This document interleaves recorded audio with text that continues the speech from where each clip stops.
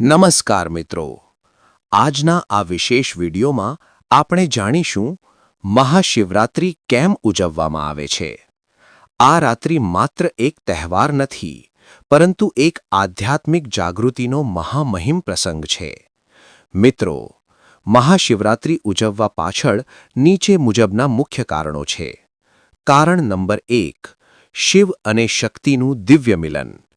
પૌરાણિક માન્યતા મુજબ આજ રાત્રે ભગવાન શિવ અને માતા પાર્વતીનો વૈવાહિક સંયોગ થયો હતો।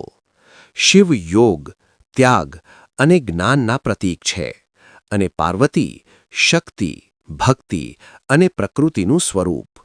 આ બંનેનો મિલન એ સંદેશ આપે છે કે શક્તિ અને શિવ એકબીજા વગર અધૂરા છે। આથી મહાશિવરાત્રિ દૈવી એકતાનું પ્રતીક છે। કારણ નંબર 2, શિવનું તાંડવ, સર્જન અને સંહારનું સંતુલન।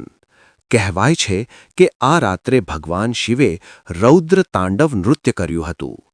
તાંડવ માત્ર વિનાશ નથી, પરંતુ જૂનાને નાશ કરીને નવી શરૂઆત કરવાની પ્રક્રિયા છે। આથી મહાશિવરાત્રિ આપણને શીખવે છે અહંકારનો ત્યાગ, મનના અંધકારનો નાશ અને આધ્યાત્મિક ઉન્નતિ તરફ આગળ વધવું। કારણ નંબર 3, શિવલિંગ પ્રાગટ્યની કથા। શિવપુરાણ અનુસાર આ રાત્રે અનંત જ્યોતિર્લિંગ સ્વરૂપે શિવ પ્રગટ થયા હતા। બ્રહ્મા અને વિષ્ણુ વચ્ચે શ્રેષ્ઠતાનો વિવાદ થયું ત્યારે અનંત પ્રકાશ સ્તંભ પ્રગટ થયો, જેનું અંત કોઈને મળ્યું નહીં। આથી શિવને અનાદિ અને અનંત માનવામાં આવે છે। મિત્રો, મહાશિવરાત્રિ માત્ર ઉજવણી નથી, તે એક તક છે પોતાના મનને શાંત કરવાનો, અહંકારને દહન કરવાનો અને શિવ તત્વ સાથે જોડાવાનો। જો તમને આવી પૌરાણિક અને આધ્યાત્મિક માહિતી ગમે તો વિડીયોને લાઇક કરો, શેર કરો અને અમારી ચેનલ અમર ઇતિહાસને સબસ્ક્રાઇબ કરવાનું ભૂલશો નહીં।